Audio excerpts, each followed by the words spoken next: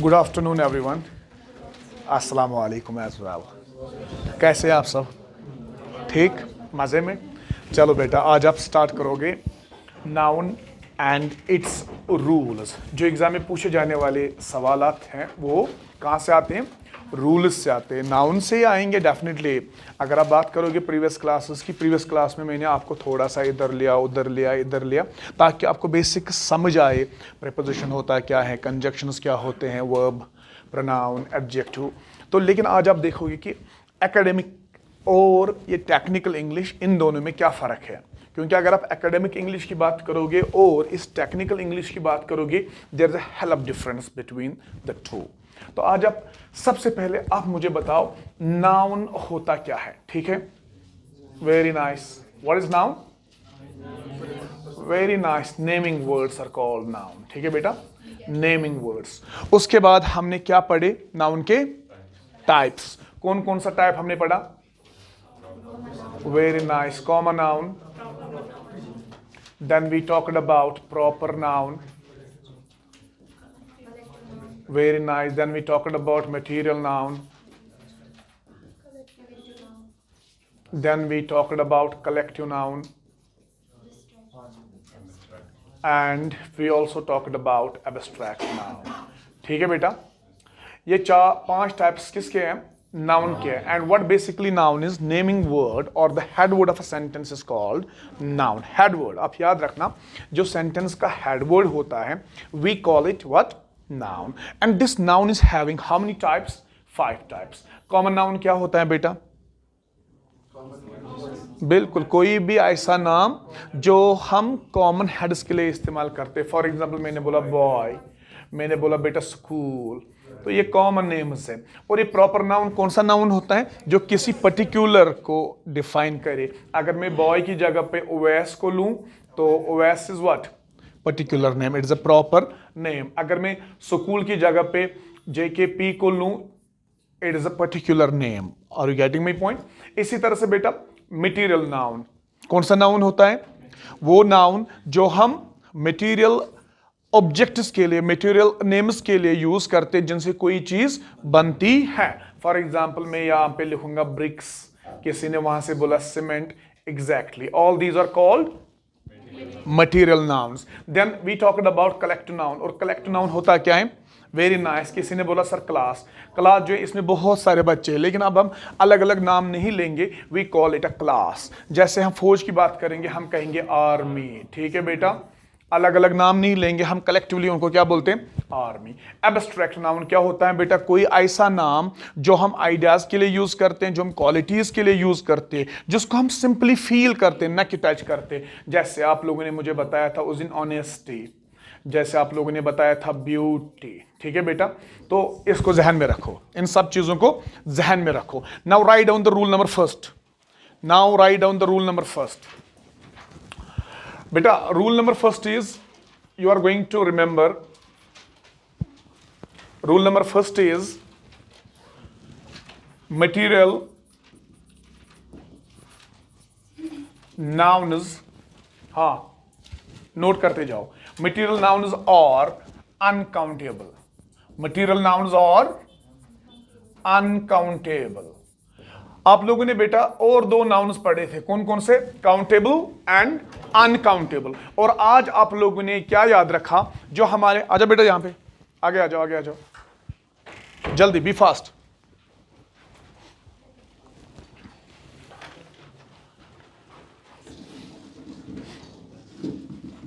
हाँ बैठ जाओ आराम से। हाँ, so what is the rule number first? Rule number first is material nouns और अनकाउंटेबल। जब ये बेटा अनकाउंटेबल है, so you are going to remember they do not take article a और article an. Are you getting my point? Article a और an, और ये बंद करो, प्लूरल फॉर्म, ये बंद करो बेटा। हाँ खुद ही हुआ, शाबाश। ये मेरी आवाज है सच में? चलो कोई बात नहीं। सो what is the rule number first? The rule number first is material nouns और अनकाउंटेबल नाउन्स। अगर ये बेटा अनकाउंटेबल नाउन्स हैं तो इनके आगे हम कभी भी आ का इस्तेमाल नहीं करेंगे और एन का इस्तेमाल नहीं करेंगे। आपका क्वेश्चन उठना चाहे सर, अगर आ का इस्तेमाल नहीं करेंगे या एन का इस्तेमाल नहीं करेंगे, व्हाट अबाउट द? तो द भी तो आर्टिकल है, वो एक्सेप्शनल, वो मैं अभी बताता हूं। या आप इनको कभी प्लूरल फॉर्म में नहीं लाओगे। अब मैं एक एग्जांपल देता हूं, फॉर एग्जांपल मैं एक एग्जांपल देता हूं। मैं यहां पे एक नाउन लिखता हूं गोल्ड, ठीक है बेटा। अब देखो मैंने कहा आई बॉट अ गोल्ड। दूसरा सेंटेंस में लिखूंगा I bought gold.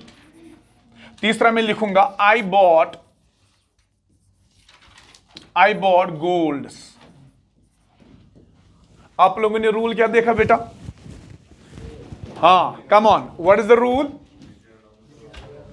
Material nouns are uncountable nouns. Since these are uncountable nouns, we are not going to put article a or an before these material nouns, and these material nouns cannot be changed into plural form. Now I wrote 3 sentences on the board. Now tell me which one is correct. Which one is correct? Second one is correct. यहां पे आप लोगों ने rule देखा, this is incorrect. यहां पे S यानी हमने इसको प्लूरल बनाया तो इट इज इनकरेक्ट। तो करेक्ट कौन सा है?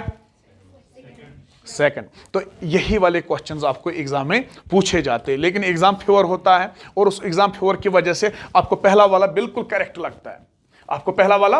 और आप बोलोगे भी ही sentence, I bought a gold for my sister, I bought a gold for myself, though it is grammatically incorrect, but today you learned the grammatical rule about material noun. अक्सा बात समझ में आई? Very nice.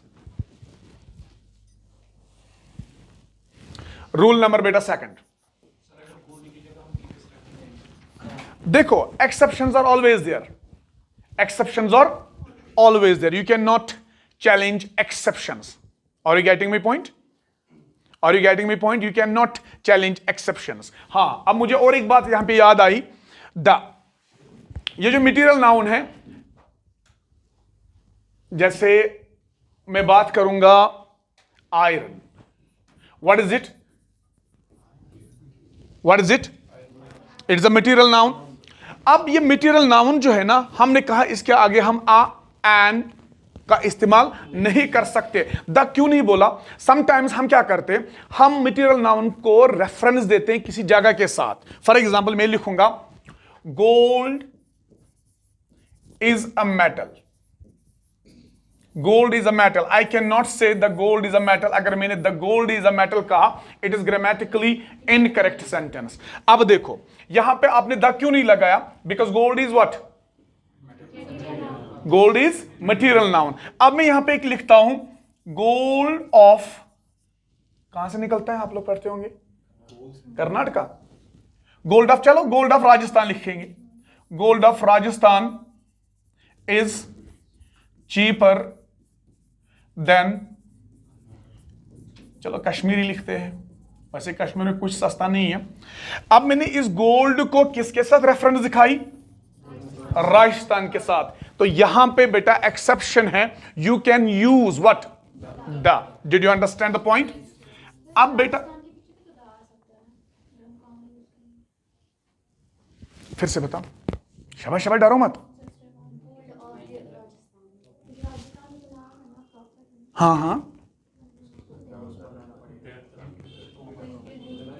वो हम articles में पढ़ेंगे, that are going to be discussed when we are going to talk about articles.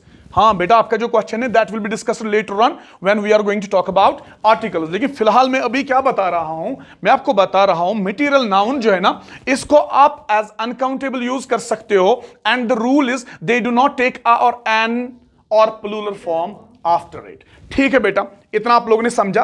अब सवाल ये उठा था, सर आ और एन तो हमने समझ लिया, व्हाट अबाउट द हम यूज कर सकते हैं तब जब हम इसको रेफरेंस दिखाएंगे किसी चीज के साथ। क्लियर? यानी किसी जगह के साथ, किसी के साथ, तो उस टाइम हम द का इस्तेमाल कर सकते हैं।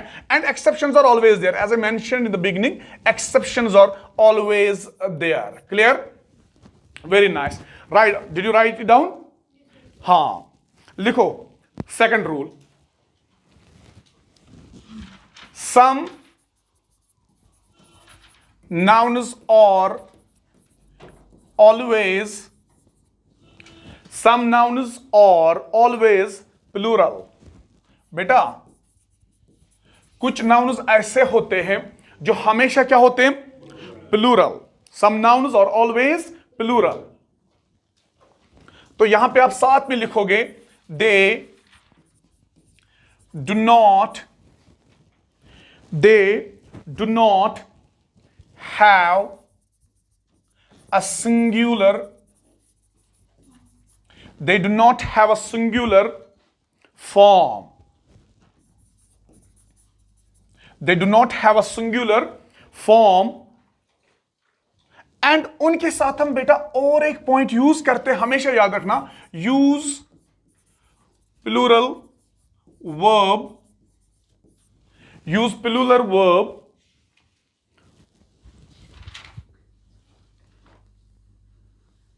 इधर ही मैं लिखता हूं, use plural verb with them. उनके साथ आप हमेशा क्या यूज करते हो बेटा, प्लूरल वर्ब। यानी ये क्वेश्चन भी किसका आ गया, सब्जेक्ट प्लस वर्ब एग्रीमेंट का। अब नाउन के साथ यहां पे जुड़ गया है, इसलिए आप यहां पे थोड़ा सा समझो सब्जेक्ट प्लस वर्ब एग्रीमेंट का भी थोड़ा सा। अगर आपका सब्जेक्ट बेटा सिंगुलर होता है तो आपकी वर्ब भी क्या होनी चाहिए, very nice.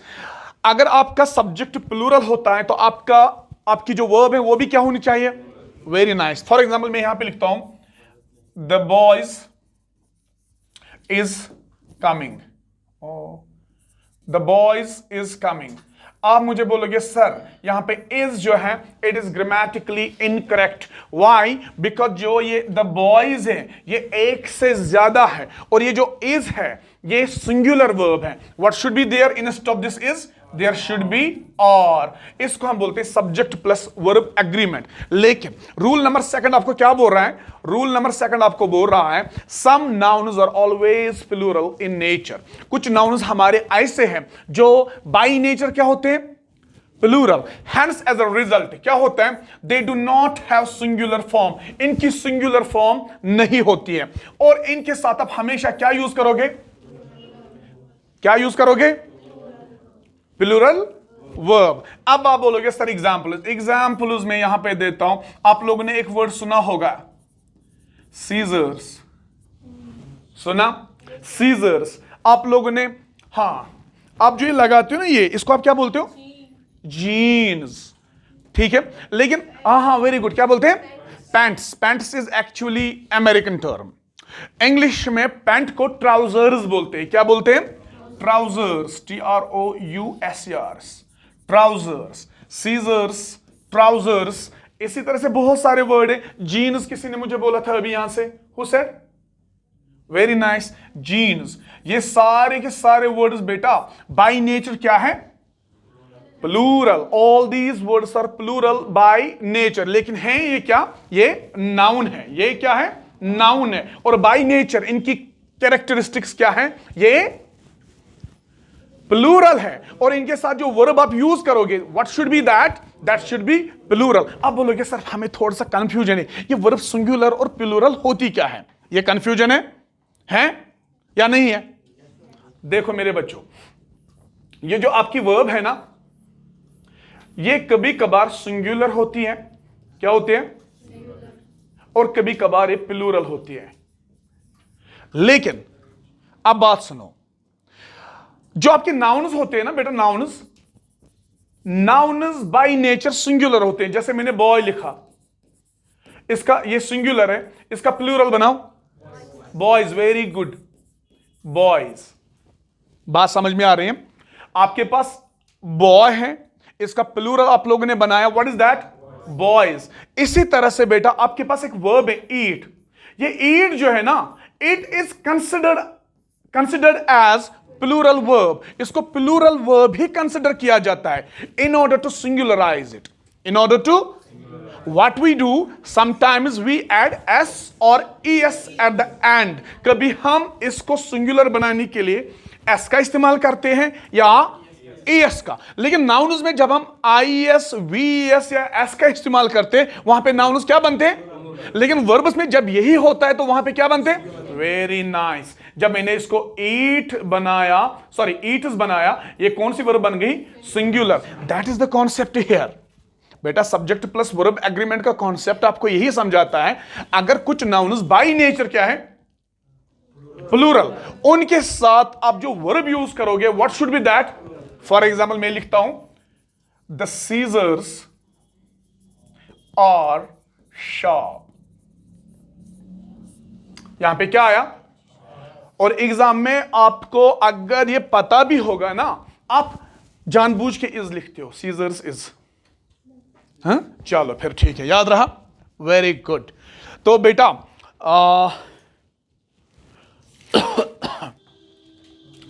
Is it clear? Is it clear? Let's move to rule number 3। ये यहां पे सेव रहता है ना? Very nice. Let's move to rule number 3। अब रूल नंबर 3 क्या है? साथ साथ लिखो। Some nouns look plural but और singular. Rule number 3, some nouns look plural but are singular। कुछ nouns बेटा ऐसे होते हैं, वो क्या दिखते हैं? प्लूरल, लेकिन होते क्या है वो? सिंगुलर। अक्सर बेशतर जब हम एकेडमिक्स इंग्लिश की बात करते, वहां पे अक्सर बेशतर हम ये चीजें गलत करते, लेकिन माशाल्लाह आप सारे बड़े बच्चे हो तो आपको ये गलत नहीं होगा। दिखने में तो वो क्या नजर आते हैं, लेकिन होते क्या है?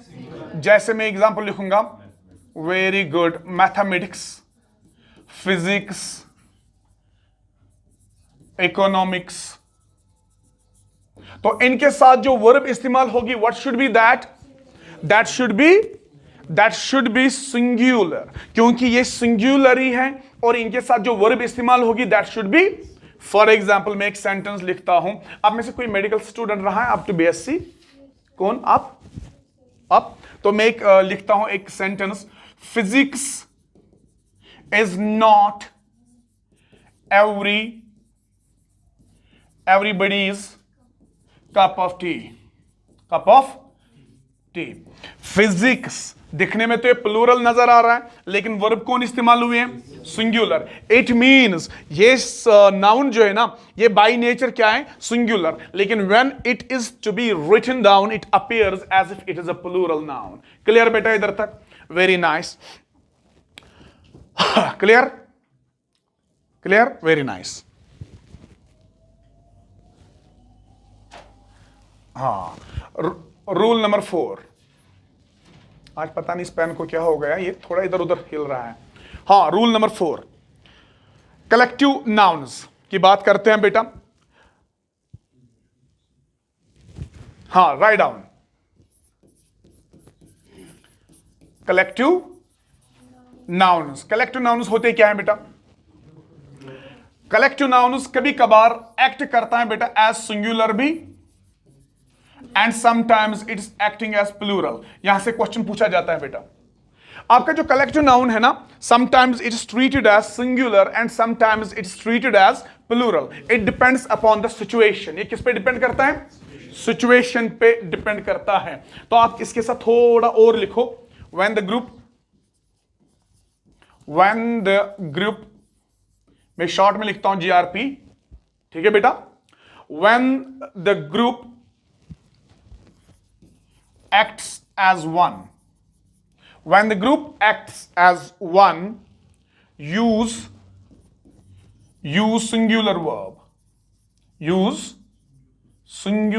आप भी साथ साथ बोलो ताकि आपको याद रहे, क्योंकि ये चीजें इंसान जल्दी भूल जाता है। अगर आपको कितना भी समझ आए, इंसान जल्दी भूल जाता है, याद रखना। दूसरा पॉइंट इसके साथ लिखो बेटा, when the group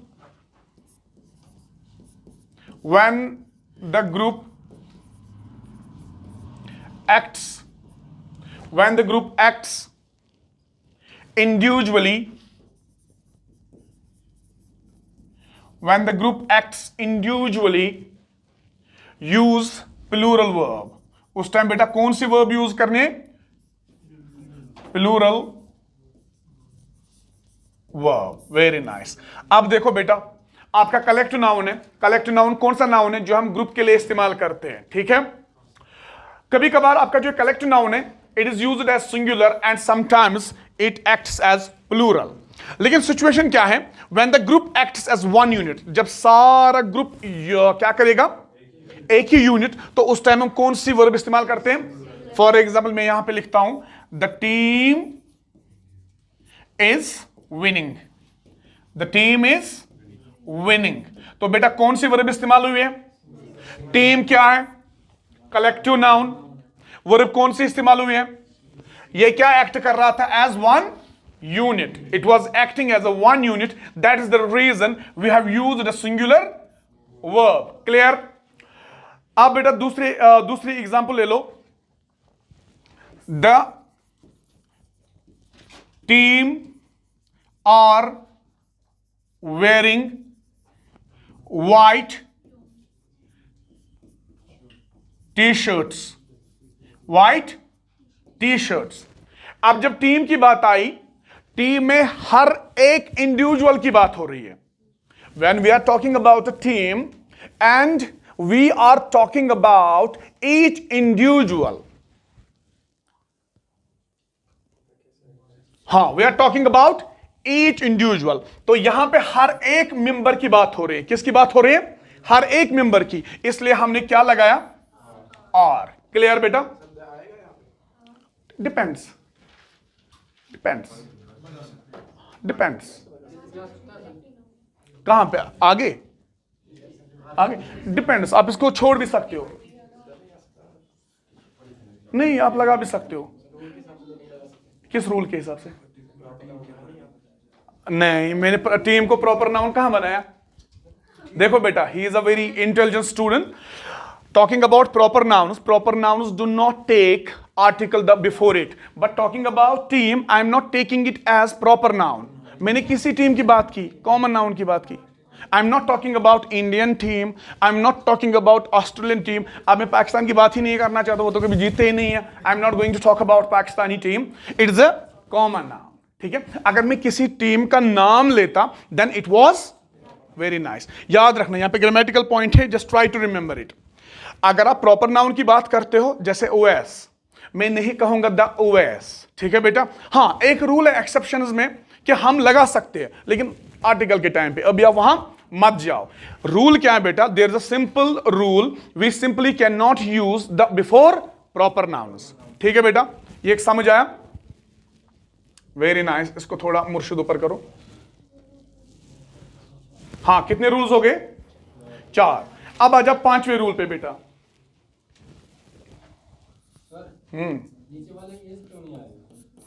नीचे वाले में इज इसलिए नहीं आएगा क्योंकि यहां पे हम हर एक इंडिविजुअल की बात कर रहे हैं। ऊपर में लिख रहा था द टीम इज विनिंग, वहां पे कलेक्टिवली वो जीत रहे थे, एज ए यूनिट जीत रहे थे। विराट कोहली आए, विराट कोहली ने 6 बॉलों पे 6 छक्के लगे, वहां पे ये नहीं कहेंगे विराट कोहली ने मैच जीता, वहां पे कहते हैं इंडिया वन द मैच। बात समझ में आ रही है। वहां पे हम एक यूनिट की बात कर रहे हैं, यहां पे हम अलग अलग इंडिविजुअल्स की बात कर रहे हैं। ठीक है, इट्स अ ग्रामेटिकल पॉइंट, याद रखना। पहले वाले सेंटेंस में हम किसकी बात कर रहे हैं, टीम की, एज अ कलेक्टिव यूनिट, एक यूनिट की। यहां पे हम अलग अलग इंडिविजुअल्स की बात कर रहे हैं। The team are wearing white T shirts before playing the cricket match. ठीक है बेटा, यही तो रूल है। रूल नंबर 5 क्या बोल रहा है, यही तो मसला है। याद रखो, याद रखो। हां बेटा, अब खतरनाक चीज फिर से आ रही है। Write down rule number 5. Abstract nouns have no plurals.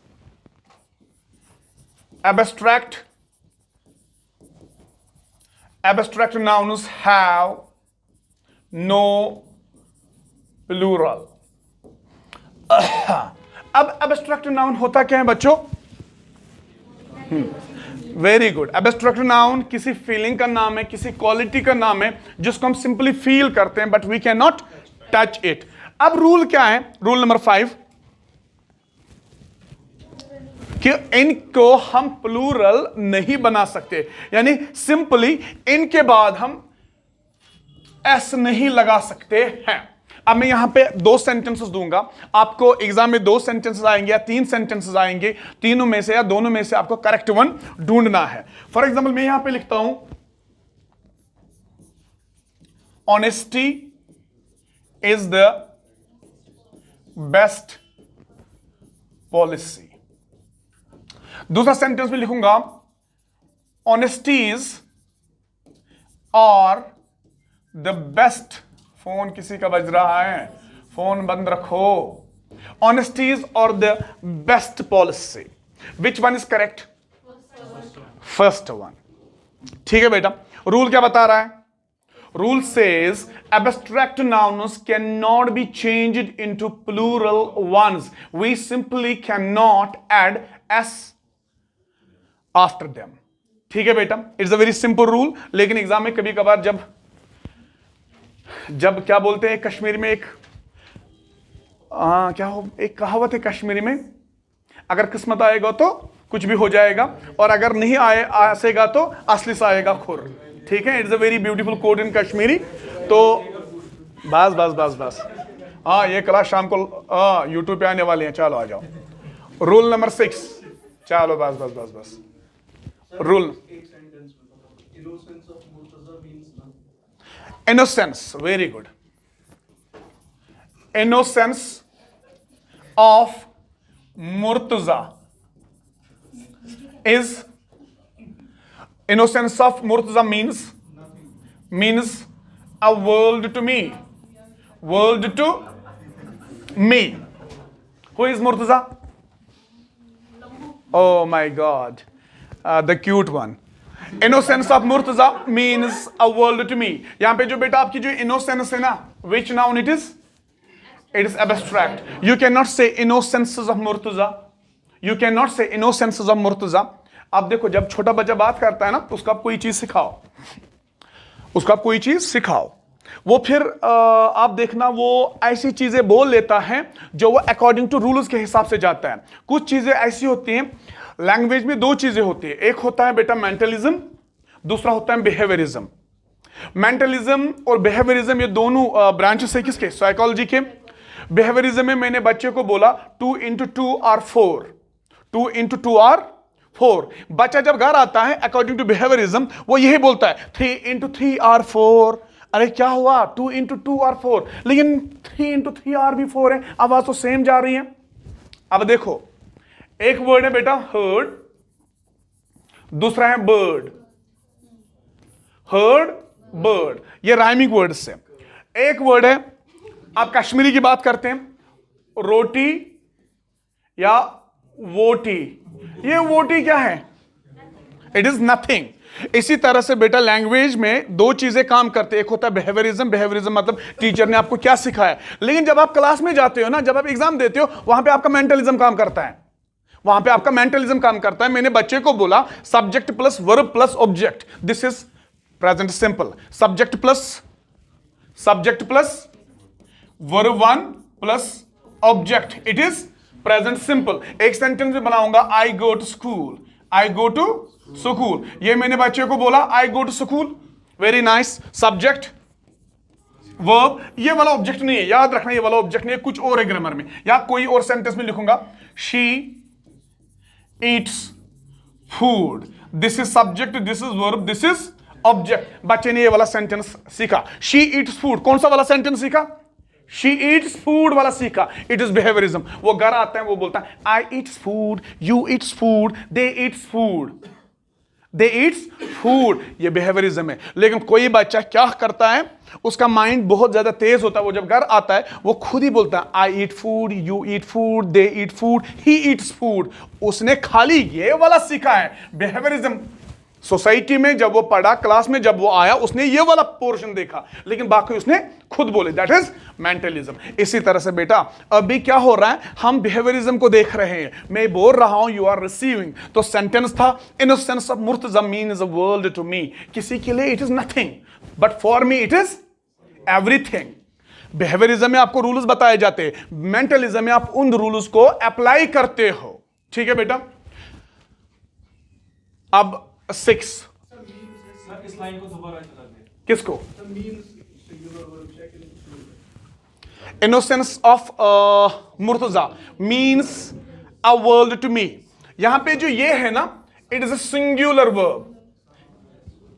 Mean जो है ना, it is a singular verb, क्योंकि हाँ इट इज अ वर्ब, हमने इसको एस फॉर्म में लाया, क्योंकि यहां पे ये इनोसेंस है ना, हम यूनिट एब्स्ट्रैक्ट की बात कर रहे हैं। ठीक है, बात हाँ ज्यादा क्वेश्चन कर रही थोकरो तो सा।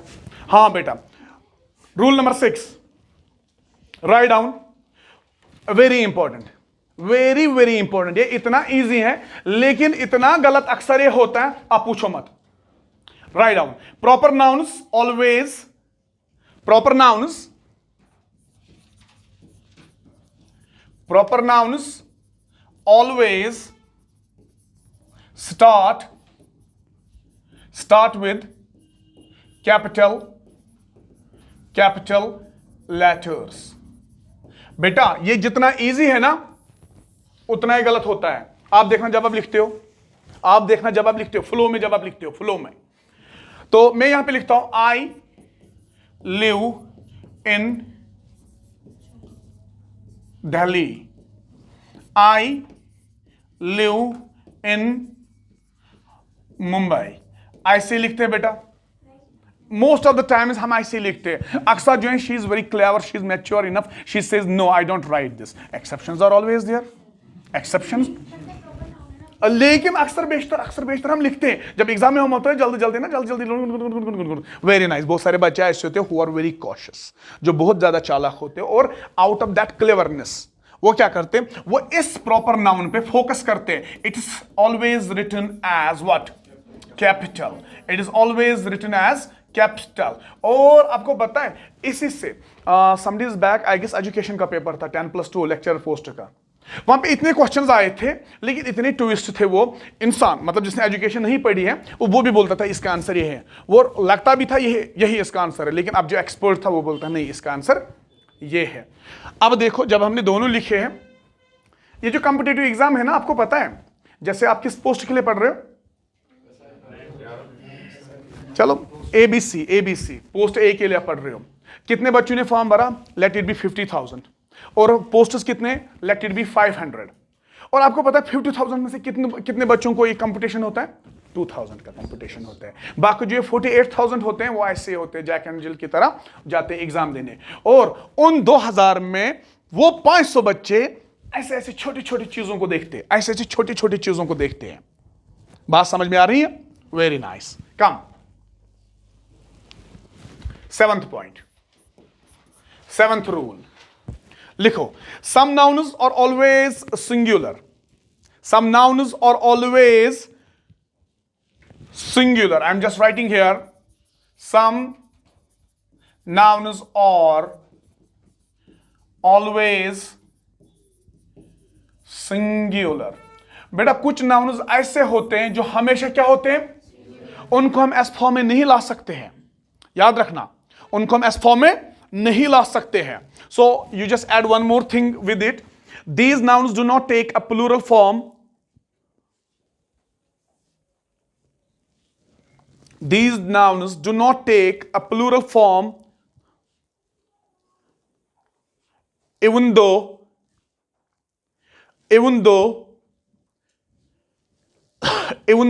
they may look countable, even though they may look countable. अगर हम काउंटेबल नाउन की बात करते हैं ना बेटा, काउंटेबल नाउन को हम प्लूरल फॉर्म में लाते हैं, but talking about these nouns, अगर आपको ये दिखे भी किसमें, लेकिन तब भी ये नहीं होते। जैसे मैं एग्जांपल दूंगा, मैं यहां पे एक ADVIC एडवाइस, इंफॉर्मेशन, जरा बेटा इस वर्ड को आप पढ़ो,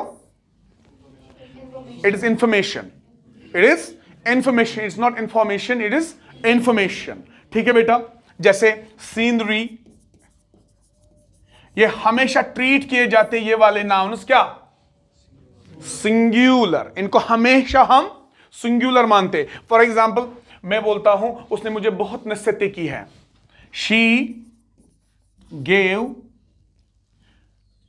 मी advice, she gave me advice, उसने मुझे नसीहत की। मैं ये नहीं कहूंगा she gave me advices, she gave me advice, that is wrong. इसी तरह से आप बेटा जरा सीनरी पे कोई सेंटेंस बनाओ। द सीनरी ऑफ, किसी ने बोला Kashmir, the scenery of Kashmir is beautiful, very nice. इनको आप कभी भी प्लूरल फॉर्म में नहीं ला सकते हो। या she has given informations, she has given informations, that is wrong and what is right, she has given me information, very nice. हाँ, अब रूल नंबर 8 बहुत ज्यादा डिफिकल्ट है, सो नजर रखो बेटा। रूल नंबर 8,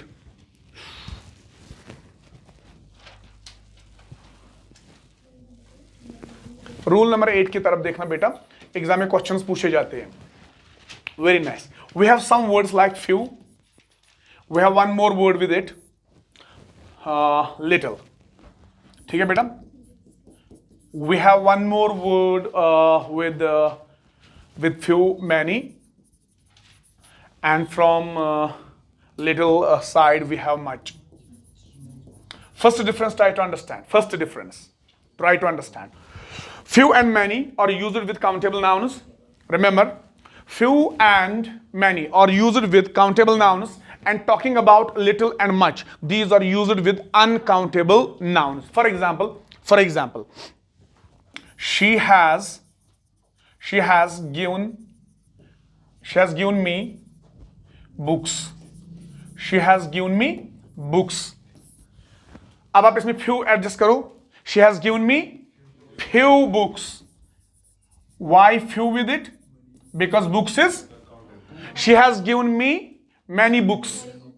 लेकिन यूजुअली हम इनके साथ सम इस्तेमाल करते हैं, लेकिन अभी हम सम को नहीं देखेंगे। she has given me many books, ठीक है बेटा। many is used with countable nouns. इसी तरह से she has given me little books, no, she has given me little books, that is grammatically incorrect. She has given me much books, that's again grammatically incorrect. Now try to understand the difference. ये तो हो गया clear, ये तो हो गया clear, इधर तक बात समझ में आई, वेरी नाइस। अब ये फ्यू जो है ना बेटा, इसका और एक वर्ड है अ फ्यू, और एक वर्ड है इसका द फ्यू, याद रखो बेटा, द फ्यू। इसी तरह से बच्चा इसका आता है अ लिटिल, इसका आता है पहले लिटिल ही आएगा, फिर a little, then the little. थोड़ा सा ध्यान दे दो, आपको बात समझ में आएगी, बात क्या है। देखो,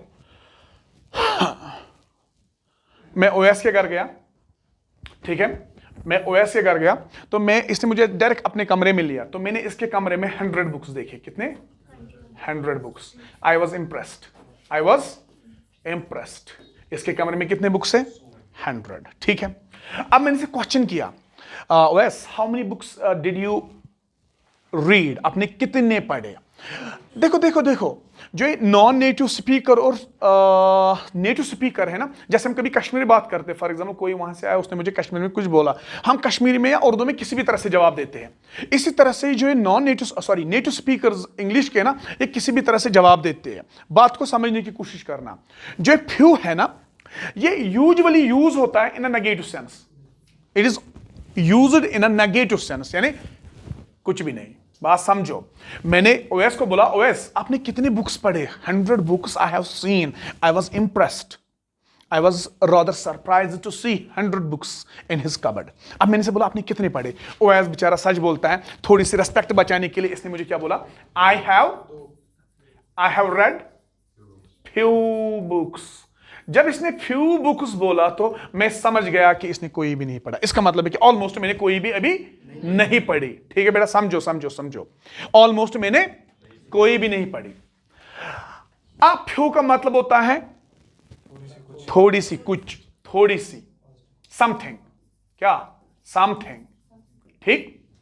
मैंने इसे सेम क्वेश्चन पूछा, OS how many books did you read? इसने इनमें से 20 किताबें पढ़ी हैं। तो अब ये नहीं कहेगा मुझे एक्यूरेट अमाउंट की मैंने कितने पढ़े हैं, ये मुझे क्या बोलता है? मैंने कुछ किताबें पढ़ी हैं। I have read a few books, यानी कुछ पढ़े हैं। लेकिन अब देखो माशाल्लाह, इसने ठान लिए, प्रेशर है, इसको तो जॉब निकालनी ही निकालनी है, पीछे से प्रेशर है, शादी करनी है, जॉब नहीं निकालेगा तो समझ लेना, जॉब नहीं निकालेगा तो शादी नहीं होगी। अब ये बेचारा क्या करता है, ये दिन रात पढ़ता है और 100 के 100 किताबें इसने पढ़ी हैं। द फ्यू का मतलब होता है ऑल दैट देयर इज, यानी जितना भी वहां पे, जितनी भी वहां पे वो सारी की सारे। तो ये मुझे बोलते हैं sir I have read the few books. फिर से वापस आ जाओ। इसी तरह से मेरा बच्चा, लिटिल का मतलब होता है ऑलमोस्ट नथिंग, अ लिटिल का मतलब होता है समथिंग, एंड द लिटिल का मतलब होता है ऑल दैट देयर इज। ठीक है बेटा, ठीक है। अब एग्जाम्पल में दिखाता हूं। बेटा आपका नाम क्या है? आयमन। कहां रहते हो आप? यहां करालपुरा में। चलो आ जाओ। मैं आयमन के घर गया। आयमन ने मुझे बोला सर वहां किचन है, आप जाए वहां। लेकिन मैंने आयमन को बोला आयमन मुझे पानी चाहिए था, मुझे पानी चाहिए था। अब ये जा रही है क्या लाने? पानी लाने। लेकिन अचानक दरवाजे पे नॉक हुआ। दरवाजे पे क्या हुआ? नॉक हुआ। इसने मुझे बोला सर आप खुद पानी ले आना प्लीज, क्योंकि दरवाजे पे कोई दस्तक दे रहा है। अब जब वहां से आई तो यूजुअली जब ये वहां से वापस आई तो यूजुअली हम क्या करते हैं, अगर हमें कभी मामा भी बोलते हैं घर में खुद पियो, तो फिर जब वो वापस आती पानी पिया था, हम बोलते हैं हाँ मैंने पिया था, लेकिन पिया नहीं होता। वाई? हम कायल है ना, हम कायल है, हम बहुत लेजी हैं। तो इसने मुझे बोला sir did you have you drunk water? मैं इससे बोलता हूं आई हैव ड्रंक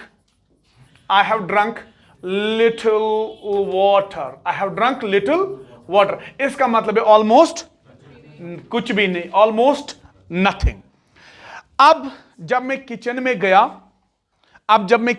गया और मैंने पानी किस में भरा, और जो ही मैंने पीना शुरू कर दिया मुझे थोड़ी सी बैड स्मेल आई। क्या नाम है बेटा आपका? बैड स्मेल आई। और मैंने कम ही पिया। मैंने क्या पिया? थोड़ा सा ही पिया। तो मैं इसको क्या बोलता हूं? I have drunk a little water, यानी मैंने थोड़ा सा ही पिया। अब जब मैं किचन में गया वहां पे आधा गिलास ही पानी था, प्यास बहुत लगी थी, मैंने सारा का सारा पिया। गट आराम से मैंने गट करके सारा पानी पिया। मैं इसको क्या बोलता हूं? I have drunk the little water all that there is, यानी जितना पानी उस गिलास में था या उस नल में था मैंने वो सारा का सारा पिया। इसमें से डेफिनेटली क्वेश्चन आ जाता है। कुछ भी करो इसमें से क्वेश्चन पूछा जाता है। याद रखा बेटा। लिखा थक गए? मैं तो थका। पानी है किसी के पास? बेटा पानी देना है बेटा। जुड़ा मत है, ऊपर से ही पिया। औरतों का पीना चाहिए अगर जुटा होगा? नहीं।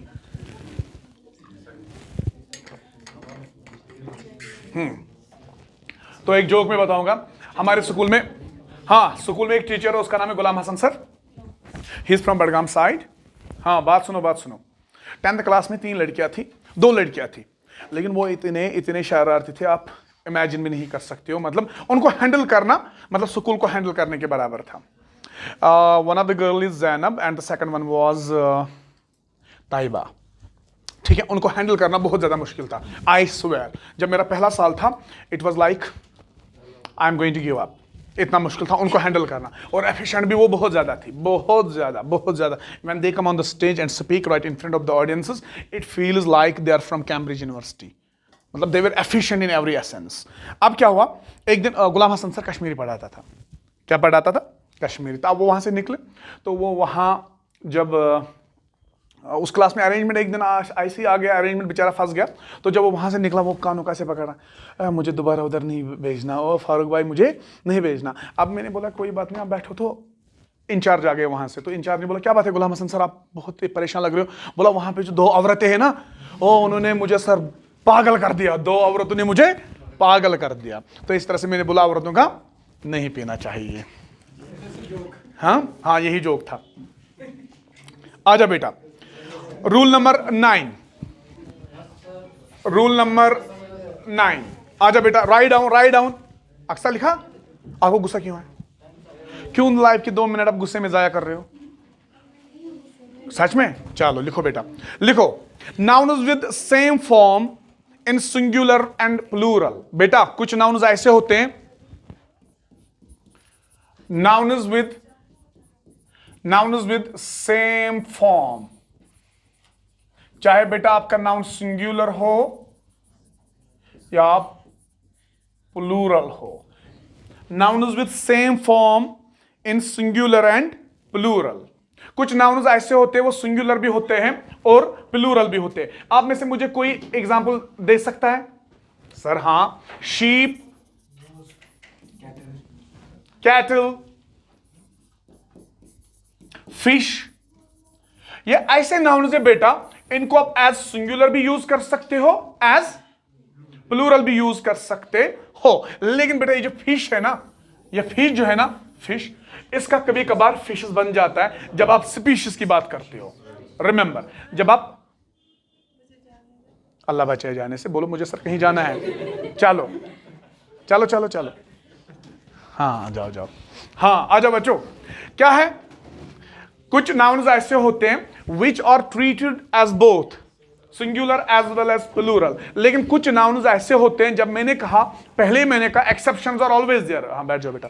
कुछ नाउन्स ऐसे होते हैं जिनका प्लूरल बन जाता है अगर हम फिश की स्पीशीज की बात करें, अलग अलग स्पीशीज की बात करें। जैसे एक है जो ना सड़कों पे बेचते हैं वो ट्राउट, हाँ अब वो बंद हो गया, अब नहीं बेचे जाते सड़कों पे वो, ठीक है। अब वो ना फूड सेफ्टी एक्ट कुछ आए हैं तो माशाल्लाह, इसीलिए आप तंदुरुस्त लग रहे।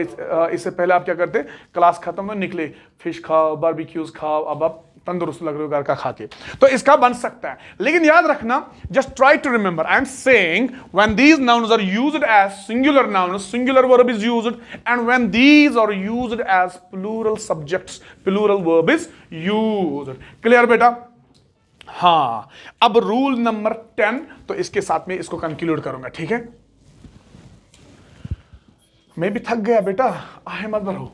लिखो बेटा rule number 10, by the way last rule है इसका, नहीं और एक है। हाँ, compound nouns, COMPOUND, compound nouns हमारे पास कभी होते हैं बेटा, कंपाउंड नाउन्स। और जब इसको कंपाउंड नाउन को प्लूरलाइज करना होता है, यानी प्लूरल बनाना होता है, जो इसका मेन वर्ड होता है उसी को बेटा क्या करना होता है, प्लूरलाइज। तो आप साथ में लिखो प्लूरलाइज द मेन वर्ड। बात समझ में आई बेटा? आपके पास कभी कभार क्या होता है बच्चों, sometimes you have a compound noun, और एग्जामिनर आपको इवॉल्वेट करने की कोशिश करता है, एग्जाम में पूछा जाता है इस वर्ड का प्लूरल बताओ। और जब कंपाउंड नाउन आपके पास होगा तो कंपाउंड नाउन में जो मेन वर्ड होता है, जिस पे फोकस होता है, तो उसी को प्लूरल बनाया जाता है। फॉर एग्जाम्पल मैं यहां पे लिखूंगा सन इन लॉ, तो इस सन को आप बनाओगे सन्स इन लॉ। बात समझ में आ रही है? Sons in law. इसी तरह से daughters in law, mothers in law. और मोस्ट ऑफ द टाइम्स हम कभी कभार लॉज पे जाते, सन इन लॉज, वो गलत है, ठीक है बेटा? Very nice. अब बेटा इसमें और एक खतरनाक रूल है जो एग्जाम में पूछा जाता है। हाँ, फिर से बता, डरो मत, बता।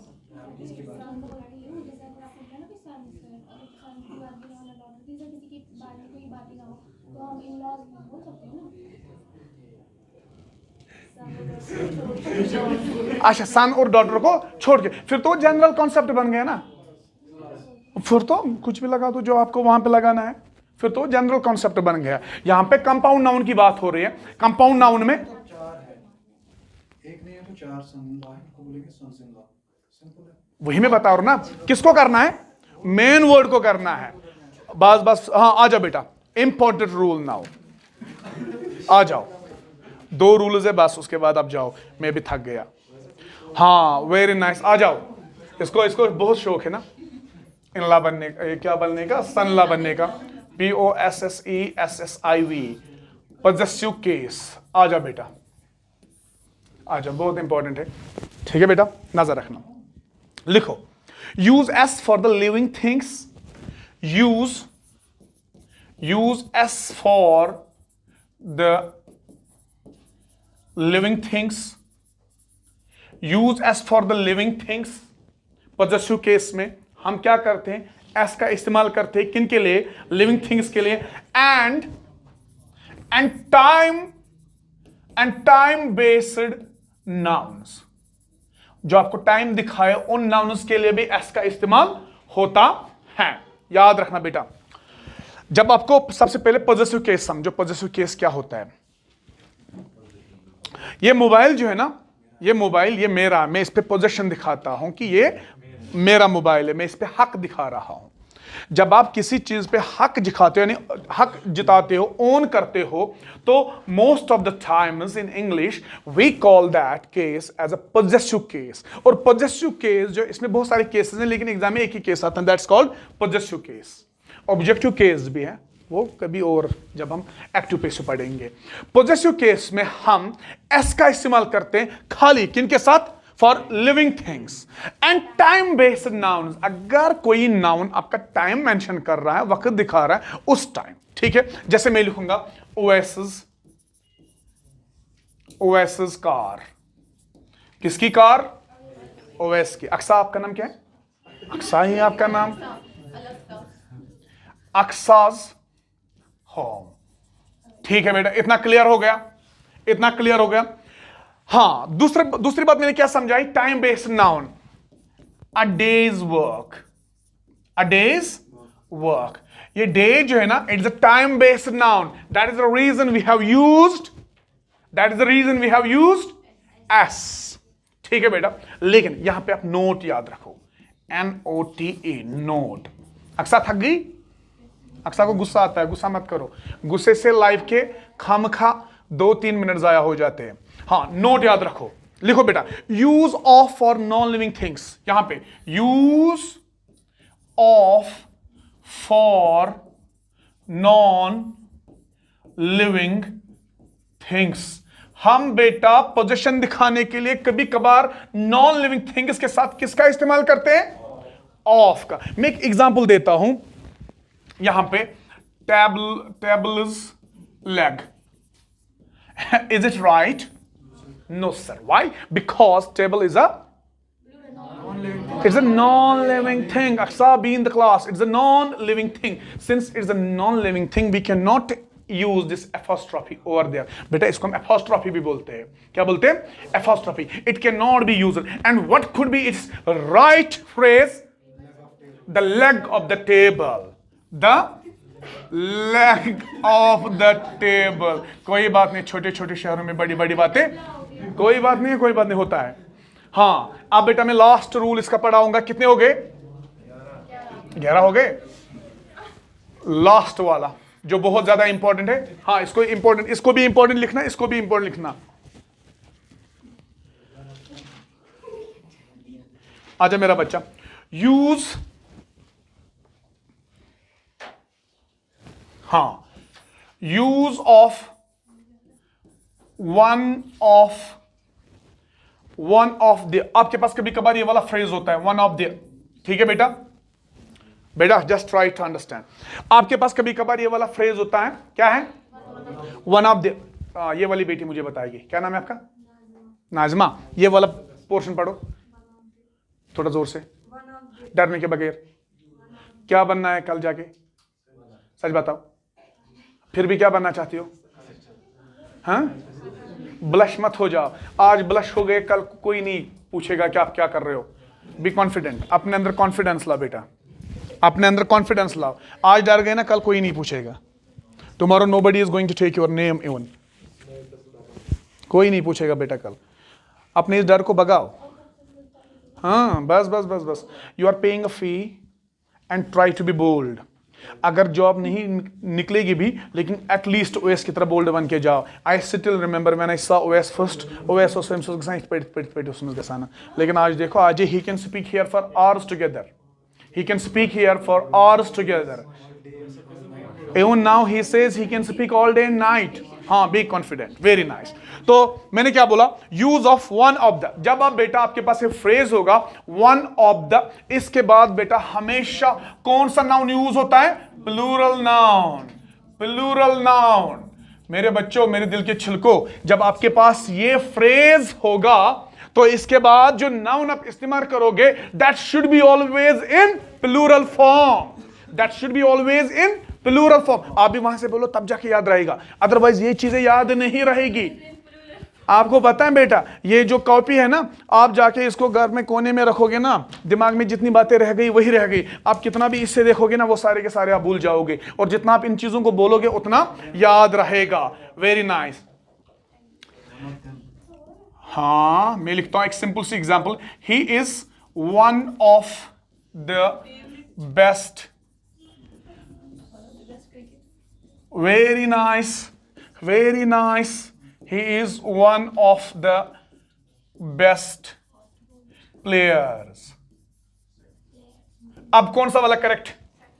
Second one is correct. बेटा, the last rule that I have written down on the board is use of one of the plus plural noun. जब आपके पास ये वाला phrase होगा, this phrase always takes plural noun after it. So the second sentence is correct. He is one of the best players. This was all about today's lecture. ये बंद करो बेटा.